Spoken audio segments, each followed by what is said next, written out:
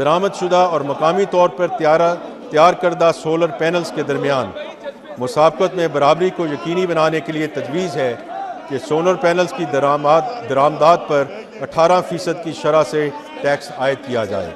یہ اقدام پاکستان میں سولر پینلز کی مقامی صنعت کے فروغ میں اہم کردار ادا کرے گا۔ آن لائن کاروبار اور ڈیجیٹل مارکیٹ پلیسز کی تیزی سے ترقی نے ٹیکس قوانین کے پاسداری کرنے والے روایتی کاروباروں کے لیے مشکلات پیدا کر دی ہیں۔ معیاری مسابقتی فضا پیدا کرنے اور ٹیکس قوانین کی مکمل پاسداری کو یقینی بنانے کے لیے یہ تجویز کیا جاتا ہے کہ ای کامرس پلیٹ فارمز کی طرف سے ترسیل کرنے والے کوریئر اور لاجسٹک خدمات فراہم کرنے والے ادارے 18% کی شرح سے ای کامرس پلیٹ فارم سے سیلز ٹیکس وصول کر کے جمع کروائیں گے۔ پیٹرول یا ڈیزل استعمال کرنے والی اور ہائیبرڈ گاڑیوں پر سیلز ٹیکس میں یکسانیت لانے کے لیے یہ تجویز جاتی ہے کہ 18% ٹیکس سے کم شرح والی گاڑیوں پر بھی 18% عمومی سیلز ٹیکس عائد کیا جائے۔ اس اصلاحی اقدام سے تضادات کا خاتمہ ہوگا اور ٹیکس کی ادائیگی کے عمل کو آسان بنایا جا سکے گا۔ گزشتہ 7 برسوں سے خیبر پختونخوا اور بلوچستان کے نئے ضم شدہ اضلاع کو ٹیکس میں مکمل چھوٹ حاصل رہی ہے۔ ان علاقوں میں کاروباری سرگرمیوں میں اضافے کے پیش نظر ٹیکس کی یہ چھوٹ ملک کے دیگر علاقوں میں کاروبار کرنے والوں کے لیے مشکلات کا باعث بن رہی ہے۔ لہٰذا تجویز دی جاتی ہے کہ ان علاقوں میں آئندہ 5 سال کے دوران اشیاء پر مرحلہ وار سیلز ٹیکس نافذ کیا جائے، جس کا آغاز آئندہ مالی سال کے لیے 10% کی کم شرح سے کیا جائے گا۔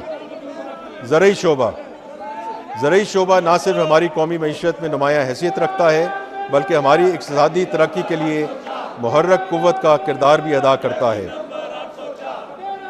جب فصلیں اچھی ہوتی ہیں تو ہماری مجموعی ملکی پیداوار میں نمایاں اضافہ ہوتا ہے، اور جب زرعی پیداوار کم ہو تو معیشت جمود کا شکار ہو جاتی ہے۔ زرعی شعبے ہماری قومی غذائی تحفظ کے لیے بھی نہایت اہم ہے۔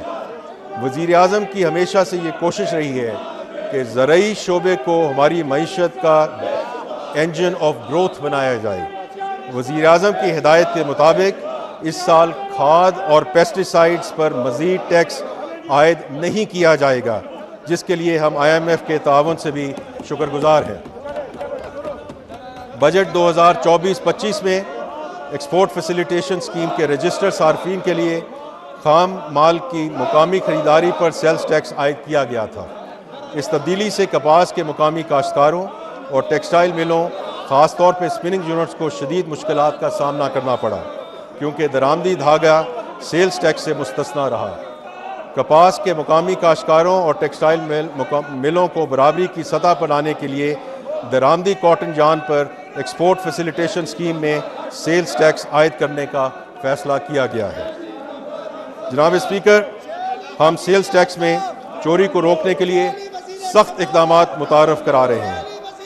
غیر رجسٹرڈ کاروباروں کے خلاف سخت سزاؤں کو مزید بڑھانے کی تجویز ہے۔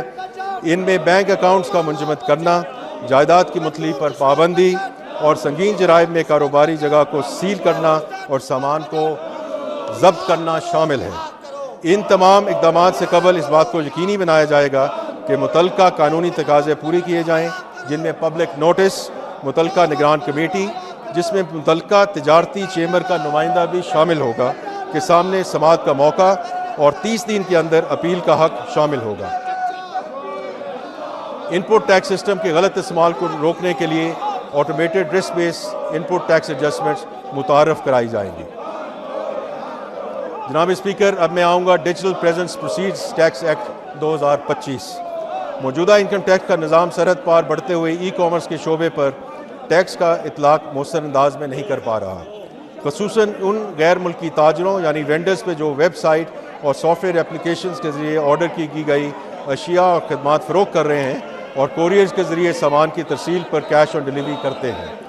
کئی ممالک کے ساتھ دو طرفہ ٹیکس معاہدوں کے تحت اگر کسی غیر ملکی کمپنی کا پاکستان میں مستقبل کاروباری مقام یعنی کہ پرماننٹ اسٹیبلشمنٹ نہ ہو تو اس صورت میں یہاں ان کی آمدنی پر انکم ٹیکس لاگو نہیں ہوتا، لہذا صرف ان غیر ملکی وینڈرز پر ٹیکس عائد کیا جا سکتا ہے جن ممالک کے ساتھ پاکستان کے ایسے کوئی معاہدے موجود نہیں ہیں۔ اس ضمن میں کئی ممالک پہلی ڈیجیٹل سروسز ٹیکس متعارف کروا چکے ہیں تاکہ ان غیر ملکی تاجروں سے ٹیکس وصول کیا جا سکے جو غیر ملک میں رہتے ہیں، مقامی مارکیٹ میں محض اپنی ڈیجیٹل پریزنس کی بنیاد پر چیزیں فروخت کر رہے ہیں۔ ان ممالک کا موقف ہے کہ مستقبل کاروباری مقام کا پرانا تصور اب ان کے ٹیکس نفاذ کے حق کا تحفظ نہیں کر سکتا۔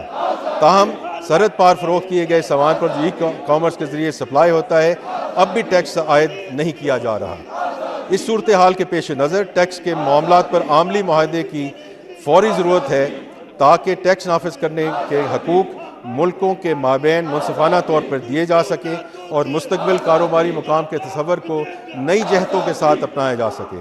ایسے کئی عالمی معاہدے تک پہنچنے سے قبل کہ عبوری دور میں غیر ملکی تاجروں کی جانب سے پاکستان میں فروخت ہونے والی اشیاء اور خدمات پر ٹیکس نہ دینے کا حل نکالنے کے لیے ایک نیا قانون تجویز کیا جا رہا ہے۔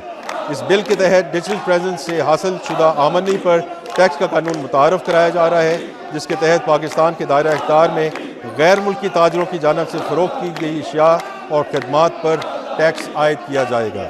اس قانون کے تحت تمام ادارے بشمول بینک، مالیاتی ادارے، لائسنس یافتہ ایکسچینج کمپنیاں اور دیگر ادائیگی کے ذریعے اس بات کے پابند ہوں گے کہ وہ پاکستان میں باہر سے اشیاء اور خدمات فراہم کرنے والے غیر ملکی تاجروں کو کی جانے والی ڈیجیٹل ادائیگیوں پر 5% ٹیکس وصول کریں۔